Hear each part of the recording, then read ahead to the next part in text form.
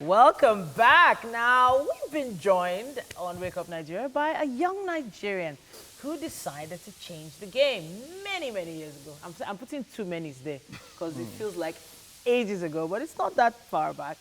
Chude Jideonwo is here. He's a lawyer, journalist, media entrepreneur, founder of Joy Inc. And It's a benefit cooperation with the Nigerian subsidiary, of course, which aims to make people happier. I love that. Just joy. Joy Inc. Just before we go to what we talk about, on the clip we showed, you made mention of maybe how you started. You said you were feeling sad one day, you were driving down. How did you decide why Joy Inc.? Why decide to spread joy? Because I think that human beings often pretend that the number one aspiration in our lives is not the number one. And I believe, and I think it's Aristotle that first explored this in popular consciousness millennia ago, that the number one thing that we want is to be, in short, happy, which is to live lives that are enjoyable. yeah. Or what one of favorite writers calls the exaltation of one's spirits, to wake up in the morning and feel excited to do life. To do life, It's not just to make money. I think you make money because you want to achieve goals with that money. And what do you want to feel when you achieve those goals? You want to feel like your life is moving, it's flowing. And I think that is the number one aspiration of the human being. I think the Greeks called it eudaimonia, I think is the word, and it's called human flourishing. And so for me, I woke up, I didn't wake up one morning, progressive waking up, and I realized, I want to live a life where I can make money and be healthy, but do those with a sense of well-being and peace and satisfaction. Well, I can tell you you're on the right show. This is the Feel Good Morning Show. Yeah. And in an effort to help people feel good and connect with your message as well, we thought, it would be nice to talk to you about this project you're working on called the Daily Vulnerables. So a lot of people don't associate joy and happiness with feeling vulnerable. Yeah. So I don't know how you're going to make that connection. Yeah. You need to tell us. It's remarkable because, so one of the most important researchers in the world today, I think, in the field of humanness is Brené Brown, and that's because she's popular. She gave a powerful TED Talk, I think 7 years ago, about the power of vulnerability. And essentially, you cannot be joyful without being vulnerable. You just can't. You cannot, because you see, so some of us become invulnerable because we're afraid of being hurt. Yeah, we're afraid of being abused, insulted, taken for granted. And that is valid. And you can live a competent life that way. But the problem is that if you don't allow yourself to, so let's take a person who loses a loved one. You can choose not to cry. Yeah. You can choose not to emote. And that's a perfectly valid choice. But the thing is, if you don't cry, you will not feel the hurt. And if you don't feel the hurt, it will not run its course. And if it doesn't run its course, you will not feel the peace at the end of the hurt. You always carry that hurt inside you. If I came into this place and I said, you're an idiot, and then the next minute you're like, good morning, welcome to... That's fine. You can do the show competently without it, but you cannot pretend like something hasn't happened to you. And that thing will begin to have reactions in your spirit until you acknowledge it, bring it into the field of acceptance. It will not process and go. This process, is it something that I can do by myself? Yes. Yes. How would I, so like you made mention now, something happened, maybe it came from a colleague or something, or a superior at office and all of that. It has to do with somebody else, we being, maybe abusing that vulnerability or something. How do I deal with it personally when it involves somebody else in that regard? Yeah. Not just a case of a loss, but let's say, when it comes to professional relationships and all of that. So one of my favorite people, I call her my spiritual godmother. It's a lady called Iyanla Van Zandt. She's been on the Oprah show and etc. And she says, the number one tool to help yourself emotionally is to never lie to yourself. This is what it means. It means you're saying if other people do things that are negative to you, you can't help it because it's other people doing it. That's essentially what you're saying.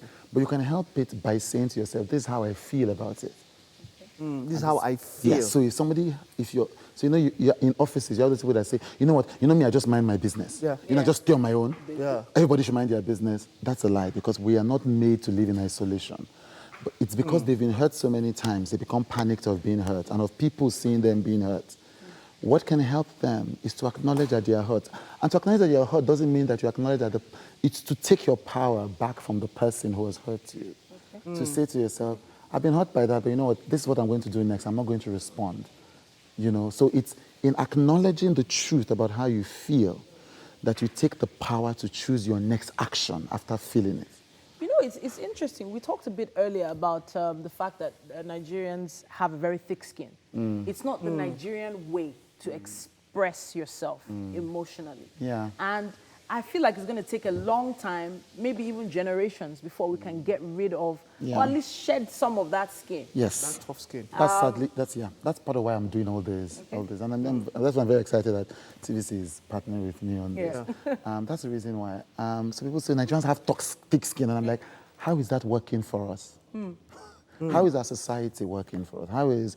How is our relationships, our families, our workplaces, our systems, our institutions, this lack of vulnerability? How is it working for us? Is this the country that we wish to build? Is this the country that gave us so much hope at independence? It isn't. So it will take a while. But for it to take a while, people of influence need to take a stand and say, we need to feel, we need to heal. Okay, talking about feeling and healing, let's just take a clip of what we expect this series would do to you, Daily Vulnerables. I was...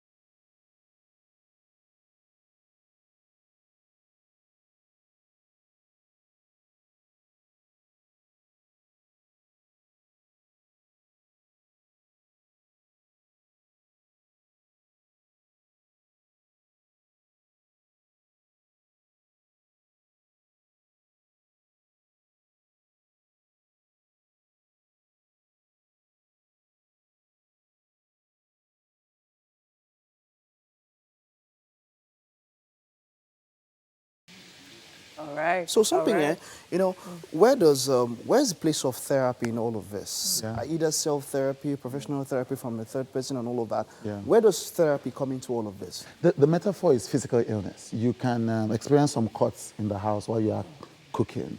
And you say, okay, I can heal this one. You press it, or you sometimes lick it, or you just get bandage from the first aid box. Every family should have a first aid box. And you do it.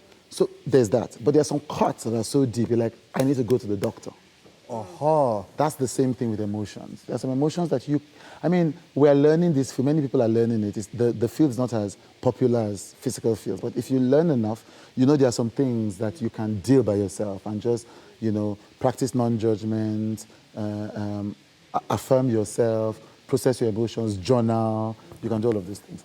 But then sometimes, if you feel like you're experiencing an emotion that you cannot handle alone, then find help, get help. It's better to get therapists because we are not a culture that is honest about emotions. So you will likely not find empathy from the people that you should find empathy from. Therefore, if you can afford it, get a therapist. Get somebody who you can talk honestly, who will not say, suck it up, just cope with it. All of us are coping with it, and that's one of the biggest demons in our society. And I mean demons metaphorically. You go and meet somebody with a problem and they say, but all of us are coping with it. Like, you can choose to cope with it. I choose to thrive. Okay. I need therapy from traffic. That's a real thing, actually. I was going to say, even for some people, it's from childhood. Yes. From childhood, listening to their father or mother You know, from Exactly. there, it's so deep that Yes. you wonder if they can ever get over it. Get But over you're it. saying Yeah. it's possible. Everybody can get over anything. All right. When it comes to emotions are one of the spaces where we know that anybody can get over. Over anything. it. And Wonderful. That's a blessing to know. Wonderful, Chude. That's a blessing to know. We were looking forward. This is a series, so we're going to be with you for a very long time, Yes. and we'll break it down. Yes. We'll talk about different places, and maybe we'll get one or two people to maybe send in messages on social media That would be what good. you might be going through, and we could address it. Use the hashtag Wake Up Nigeria on TVC at TVC Connect. Chude, your handle, please. At Chudeity on At Instagram. Chudeity. Okay, Yes. so you can tag us at TVC Connect, and then you can tag him also in one tweet. Use the hashtag Wake Up Nigeria on TVC. Let's know what you might be going through, something, so that we can talk about things that people can relate with. Absolutely. Wonderful. Thank you very much. Chude. I'm Thank you looking very forward to much. this I'm series. glad to finally make the show. Yeah. Looking forward. All right.